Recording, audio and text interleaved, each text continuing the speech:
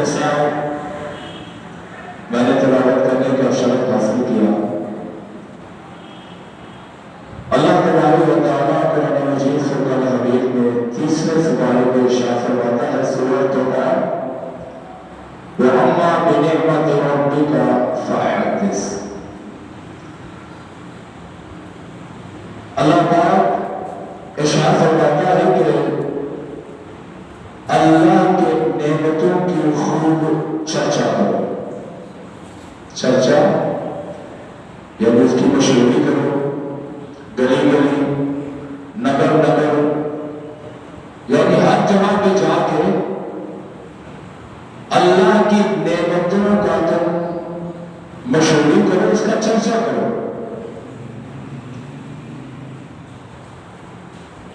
تو آپ سے یہ سوال ہے کہ اللہ کے محبوب سے بڑھ کے بھی کوئی نعمت ہے دنیا میں؟ کوئی نعمت ہے۔ اللہ کو جو محبوب ہے یہ سب سے بڑی نعمت ہے۔ تمام نعمتیں ہمیں ملی تو اسی محبوب کے صدقے سے ملی۔ اگر اللہ کے محبوب ہمیں نہ ملتے تو دنیا میں جتنی بھی نعمتیں ہیں وہ ہمیں نہ ملتی۔ اسی محبوب کے صدقے سے ہمیں تمام نعمتیں ملی۔ یاد رکھیے پیارے اسلام بھائیوں، یہ اتنی بڑی نعمت ہے کہ اللہ تبارک و تعالیٰ نے جب آدم علیہ السلام کو پیدا کیا، بنایا اس کو، اس کے جسم میں روح پھونکی، آدم علیہ السلام کو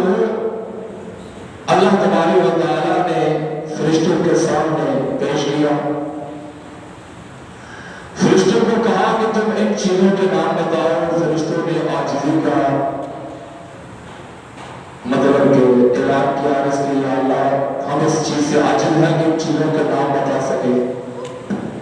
آدم علیہ السلام کو کہا تو آدم علیہ السلام نے تمام چیزوں کے نام بتائے۔ تو آدم علیہ السلام کے لیے اللہ عزوجل نے فرشتوں کو ارشاد فرمایا کہ تم ان کے لیے سجدہ کرو۔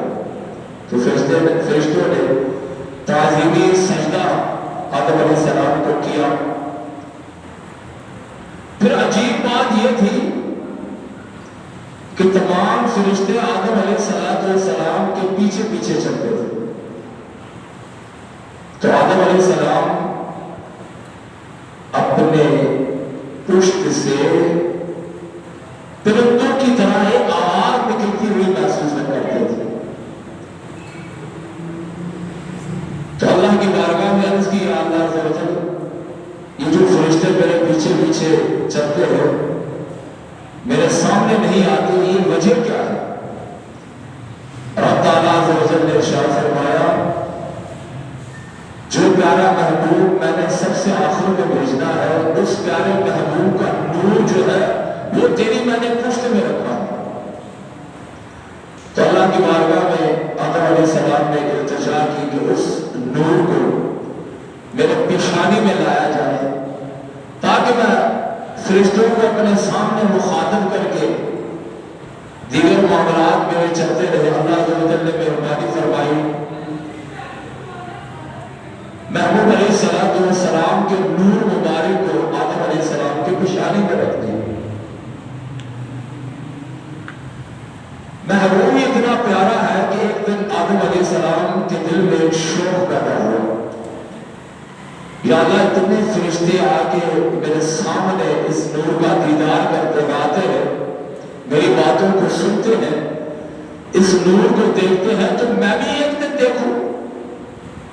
تو اللہ تبارک و تعالیٰ نے مہربانی فرمائی، جب التجا کی اللہ کی بارگاہ میں تو فرمایا آدم علیہ السلام آپ کے جو انگوٹھے ہیں، یہ ناخن جو ہیں، یہ میں نے اتنے چمکدار بنائے ہیں، اگر اس میں تم غور کرو گے تو میرا محبوب کا نور جو ہے اس میں تمہیں نظر آئے گا۔ آدم علیہ السلام نے غور کیا تو پیشانی سے نور انگوٹھوں میں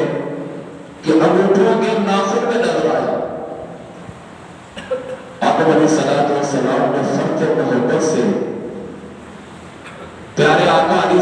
السلام کے نور مبارک کو چوم کر آنکھوں سے لگایا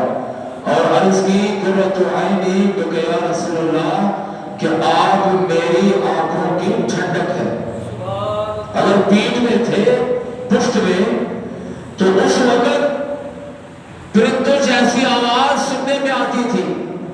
اور اگر پیشانی میں آئے ہو آج میں نے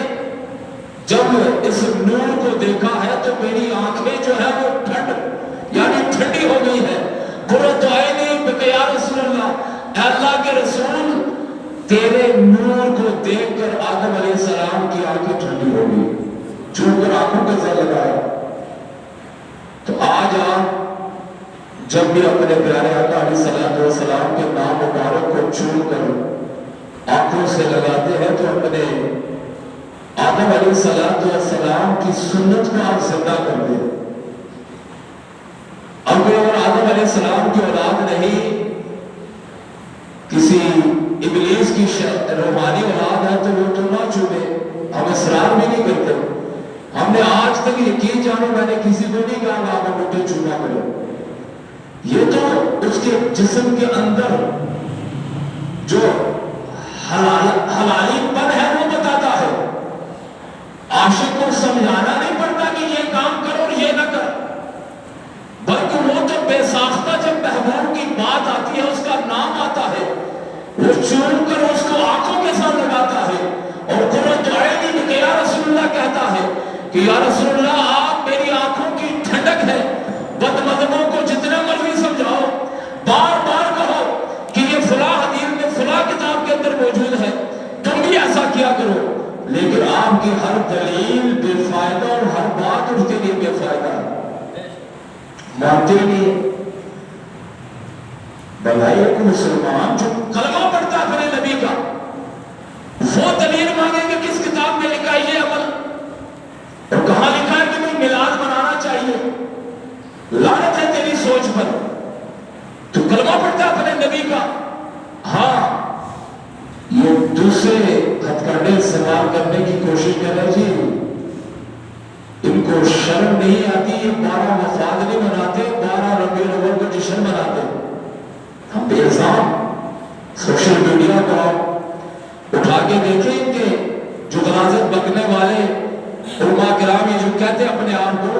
وہ کہتے ہیں جی یہ تو 12 مفاد ہے، تم جشن مناتے ہو، تمہیں شرم نہیں آتی. ہم پھر کہتے ہیں کہ شرم ہمیں نہیں تمہیں نہیں آتی. تم وفات مناؤ، رو اس دن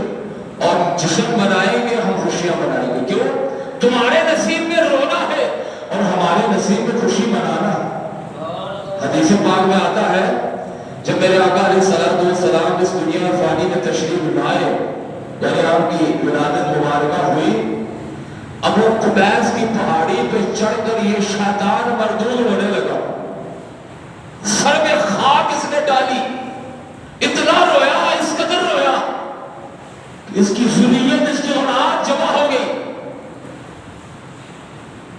مردود اعلیٰ بتاؤ بات کیا ہے، کیوں روتا ہے، آخر کس نے تجھے رلایا، آج کون سی قیامت آ گئی کہ تو رو رہا ہے.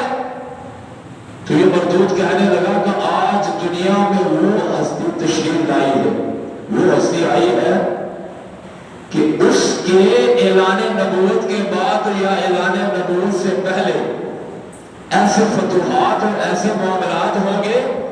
جس قوم کو میں نے اتنی گمراہی میں مبتلا کر دیا ہے کہ اپنی بیٹیوں کو زندہ تربور کرتے ہیں. 360 بت مکے کے اندر بیت اللہ کے اندر انہوں نے رکھے ہیں، ان کی پوجا پاٹ کرتے ہیں، ان کے ارد گرد ننگے یہ مطلب کہ طواف کرتے ہیں. آج اس مکے کو پاک کرنے والا اور اپنی عورتوں کو، بیٹیوں کو، تمام کو عزت دینے والا نبی دنیا میں آ رہا ہے. نعرہ تکبیر،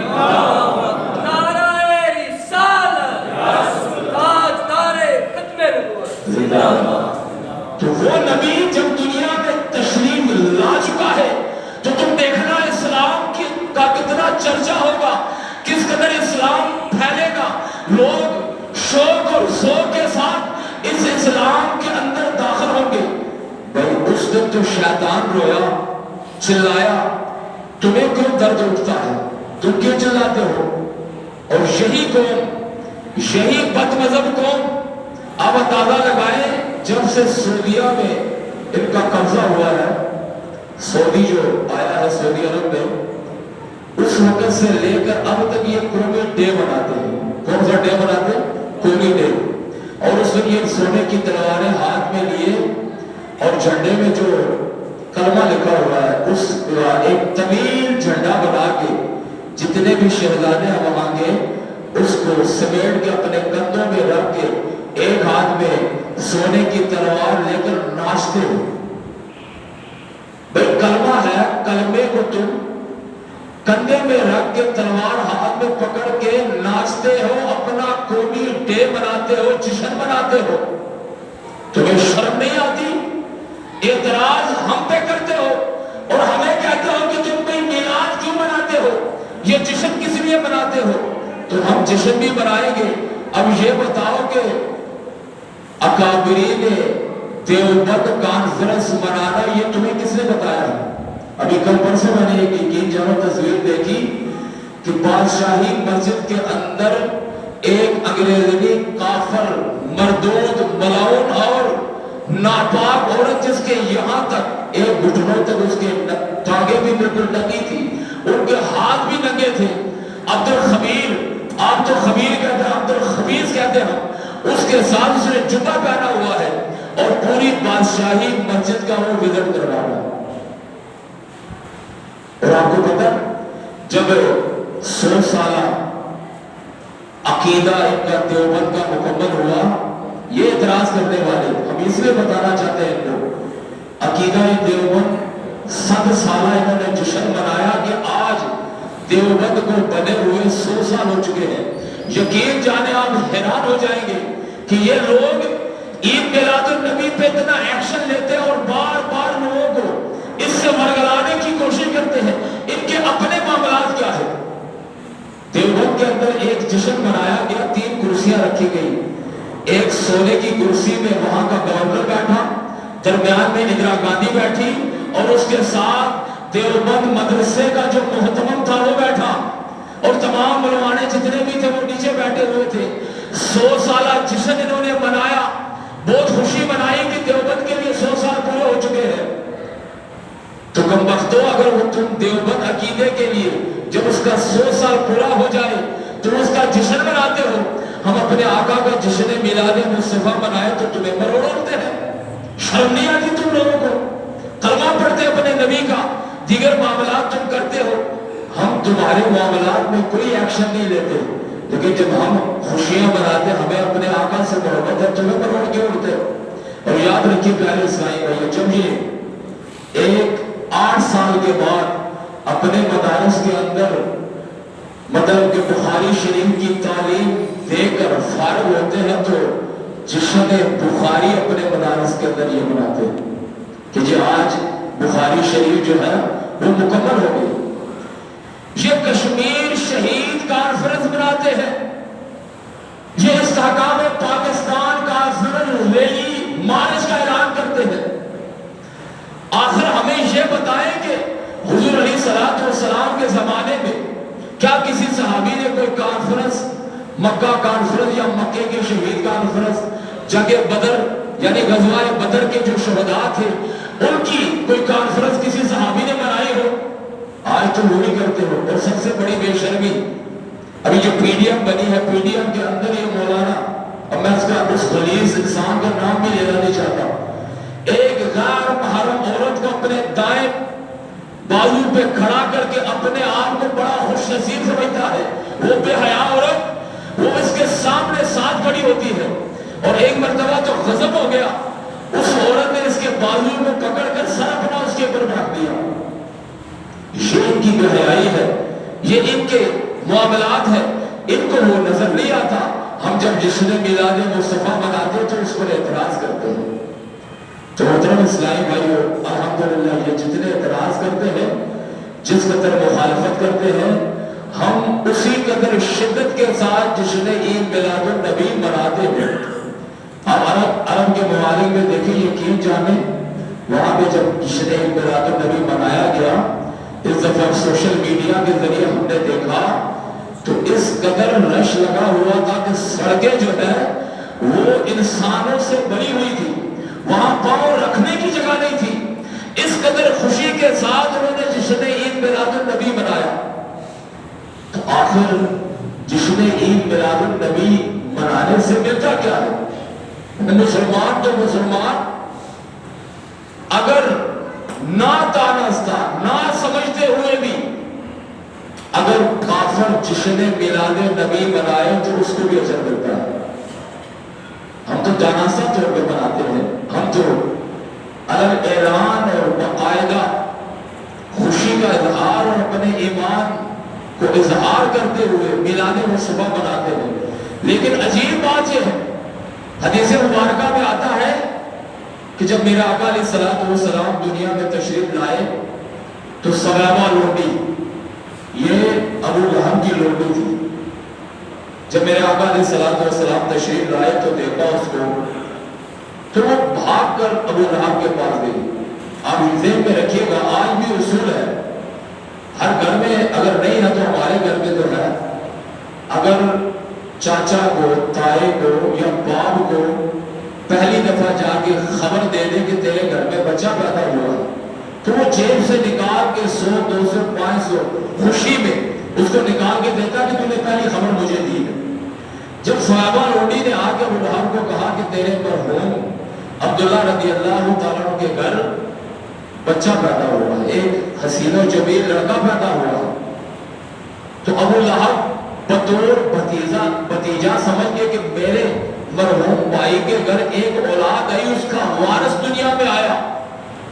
لہذا اس انگلی کے اشارے سے، یہ شہادت والی انگلی، مسلمانوں ذرا غور کرنا، میں مخاطب مسلمانوں سے ہوں، کسی بد مذہب اور منافق سے نہیں جو میلاد مصطفیٰ کو ناجائز و حرام یا طرح طرح کے اس کے اوپر فتوے لگا کے لوگوں کو منع کرنے کی کوشش کرے۔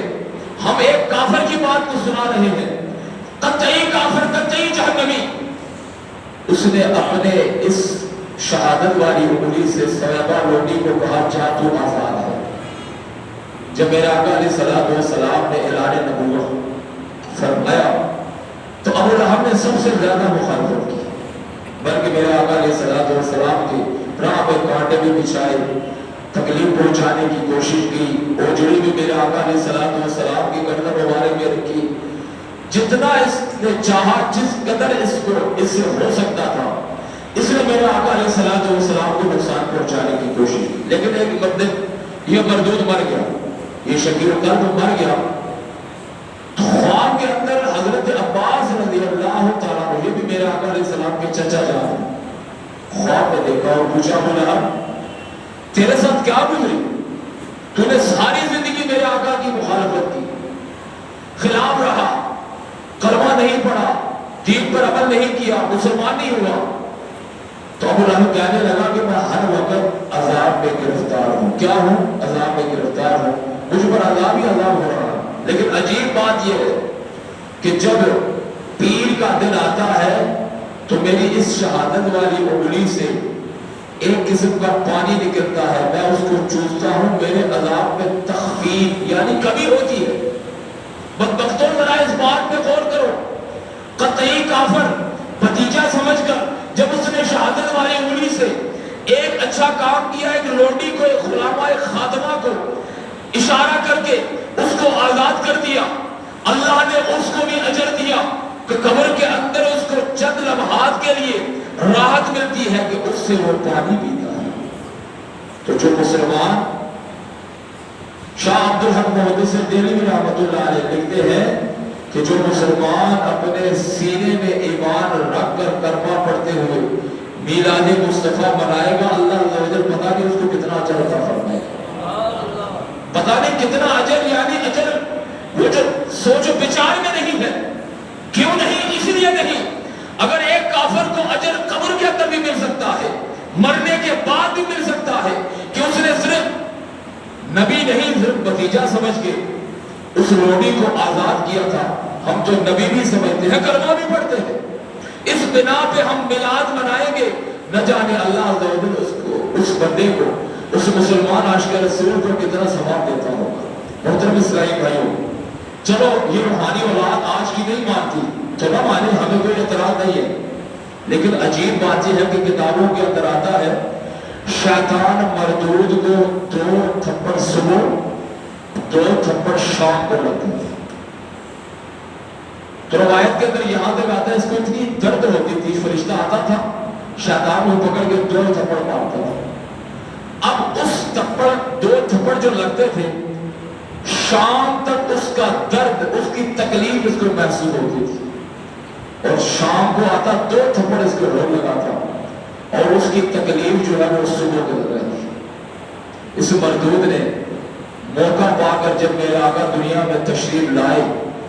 آیت مبارکہ نازل ہوئی وَمَا أَرْسَلْنَاكَ إِلَّا رَحْمَةً لِلْعَالَمِينَ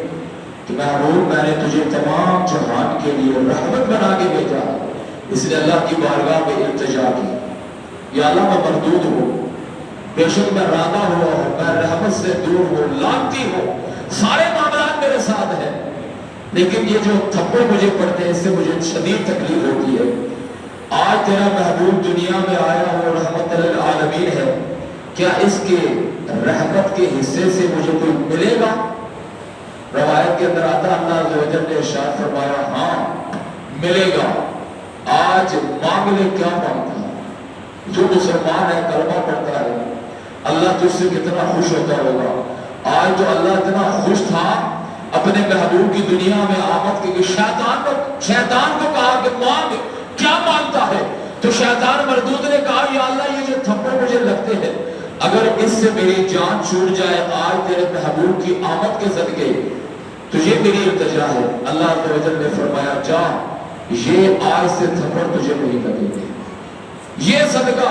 شیطان مردود کو بھی ملا۔ لگتا تمہاری قسمت شیطان مردود سے بھی بری ہے جو خود بھی میلاد نہیں مناتے اور لوگوں کو بھی منع کرتے ہو کہ میلاد نہ منایا کرو، جلوسوں میں جلسوں میں شامل نہ ہوا کرو۔ اور محترم اسلامی بھائیوں پھر کیا کہتے پتہ بھائی تم اتنا میلاد مناتے ہو، گلیاں سجاتے ہو، اتنا خرچہ کرتے ہو، لائٹنگ لگاتے ہو، کسی غریب کو کسی بیوہ کو یہ پیسے اگر دیے جائیں تو کیا اس سے فائدہ نہیں ہوگا؟ ان کو یتیم غریب بیوہ میلاد مصطفیٰ کے موقع پہ یاد آتا ہے۔ جب ان کے اپنے اولاد کی شادی ہوتی ہے تو لاکھوں روپے خرچ کرتے ہیں، کبھی یہ نہیں سوچا کہ ایک دیگ پکا کے میں اپنے بیٹے کا نکاح کر دوں، کسی رشتہ دار کو نہ بلاؤں، قریب مولوی صاحب کو بلا کے صرف نکاح کر کے میں دلہن گھر لے آؤں، جہاں پہ 20,000 روپے خرچہ کروں بیٹے کی شادی کروں، نہیں 10 لاکھ روپے لگائے گا۔ اس وقت تمہیں بیوہ نظر نہیں آتی، اس وقت تمہیں یتیم یاد نہیں آتے، اس وقت تم شادی حال بھی بک کرواتے ہو، وہاں پہ پر ہینڈ پتہ نہیں کتنے 100 روپے وہ شادی حال والا لیتا ہے، تمام رشتہ داروں کو بلاتے ہو، 10 لاکھ کا خرچہ کرتے ہو، یاد آتا ہے تو میلاد مصطفیٰ میں تمہیں مطلب کہ بیوہ یاد آتی ہے تو کوئی بات نہیں، اس بیوہ کو بھی لے آؤ، اس یتیم بچی کو بھی لے آؤ، ہم میلاد بھی منائیں گے، اس کے شادی کا انتظام بھی ہم کریں گے۔ ایسی کون سی بڑی تمہیں ڈرنے کی بات یہ ہے کہ یہ معاملہ نہیں ہے کہ یہ بیوہ ہے۔ الحمدللہ کئی محافل کے اندر ہمارے اہل سنت و جماعت والے جب محفل کرواتے ہیں تو عمرے کا ٹکٹ غریبوں کے لیے رکھتے ہیں اور پھر وہاں پہ لکھتے ہیں کہ یہاں پہ آج 10 بچیوں کی شادیاں ہوں گی، ان کا مہر، ان کا جو کچھ مطلب معاملات ہیں ان کا خرچہ یہ محفل والے اٹھائیں گے۔ یہ معاملات نہیں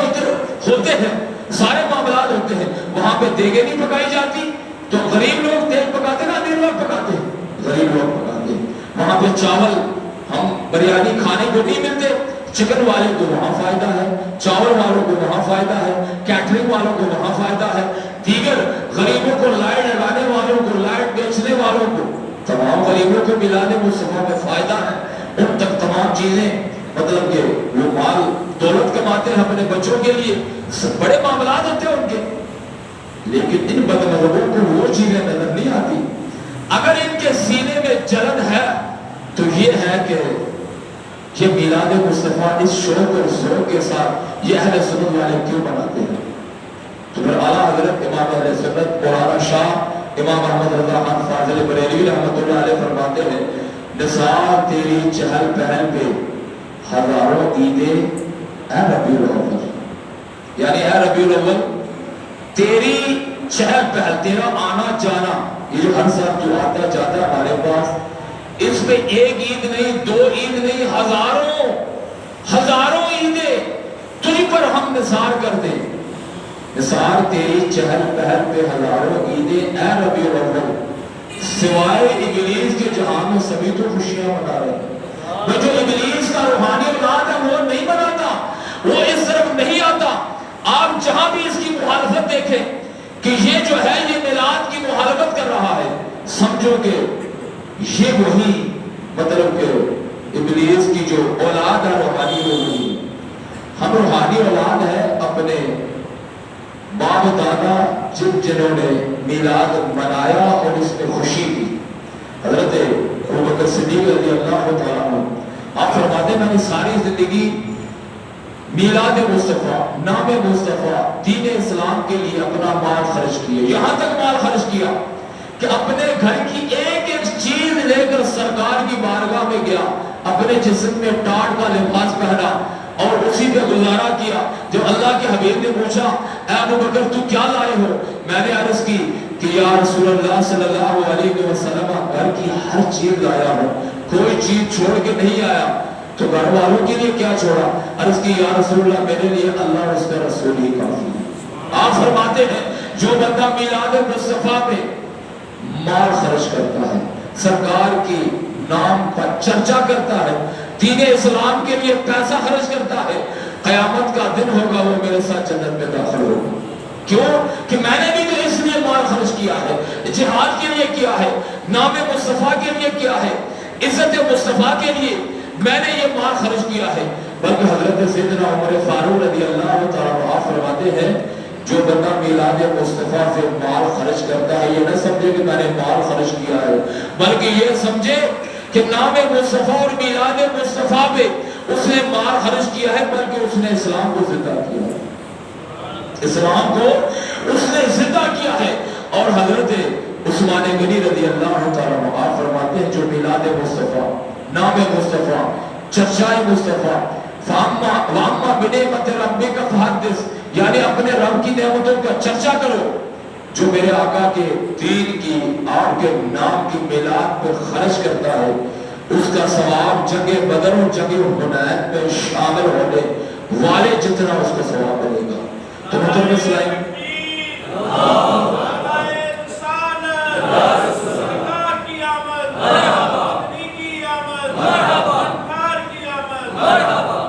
پیارے اسلامی بھائیوں، آخری بات حضرت علی المرتضیٰ شیر خدا کرم اللہ وجہہ الکریم آپ فرماتے ہیں، اور آپ سمجھتے ہوں گے کہ یہ کس کتاب میں لکھا ہوا ہے، نعمت الکبریٰ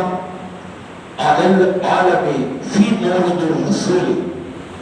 یہ حضرت علامہ مولانا ابن حجر مکی شافعی رحمۃ اللہ علیہ کتاب ہے، اور اس کتاب کو اٹھا کے دیکھو، اس میں پڑھے۔ حضرت علی المرتضیٰ شیر خدا کرم اللہ وجہہ الکریم فرماتے ہیں کہ جو بندہ دنیا میں اپنے آقا علیہ السلام کا میلاد مناتا ہے، شوق اور ذوق کے ساتھ شیرینی بانٹتا ہے، بریانی جو بھی کسی چیز میں بھی خرچ کرتا ہے، میلاد مصطفیٰ مناتا ہے، تو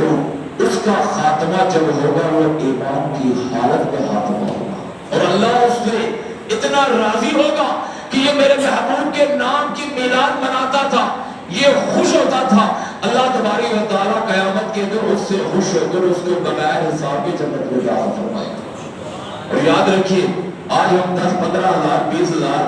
میلاد میں خرچ کریں تو ان کو مروڑ ہوتے ہیں، درد شروع ہو جاتی ہے ان کے نچلے والے حصے میں، پتہ نہیں کہاں کہاں درد ہوتی ہوگی، ہمیں تو نہیں معلوم۔ بہرحال حضرت حسن بصری یہ حضرت علی المرتضیٰ شیر خدا کے خلیفہ ہے، اور خلافت حلقہ خلافت حضرت علی المرتضیٰ شیر خدا سے پہنا ہے، اور حضرت ام سلمہ یہ صحابیہ ہے اور حضور علیہ السلام کی زوجہ ہیں، ان کا دودھ پیا ہے۔ آپ فرماتے ہیں اگر میرے پاس احد پہاڑ جتنا سونا ہو، کتنا سونا؟ احد پہاڑ جتنا، تو میں سب کو میلاد مصطفیٰ میں خرچ کر دوں. یہ ہمارے بزرگوں کا طریقہ تھا، ان کا ایمان تھا. لیکن آج ان بزرگوں کی تعلیمات کو یکسر یہ ایک طرف رکھ کر میلاد سے روکنے کی کوشش کرتے ہیں. لیکن فی زمانہ ہم نے دیکھا کہ الحمدللہ عزوجل یہ ناکام ہے. جتنی یہ مخالفت کرتے ہیں لوگ اتنی ذوق اور شوق کے ساتھ مناتے. تو اللہ تبارک و تعالیٰ کی بارگاہ میں دعا ہے کہ ہمیں ساری زندگی طاقت آخر اسی طرح اپنے پیارے محبوب علیہ السلام کے میلاد منانے کی توفیق عطا فرمائے، اور ان بدبختوں اور بدنظروں کی باتوں پہ نہ آ کر جتنا ہو سکے، جس قدر ہو سکے، ہمیں اس میں خوشی اور جشن اور میلاد منانے کی توفیق عطا فرمائے. وآخر دعوانا الحمدللہ رب العالمین.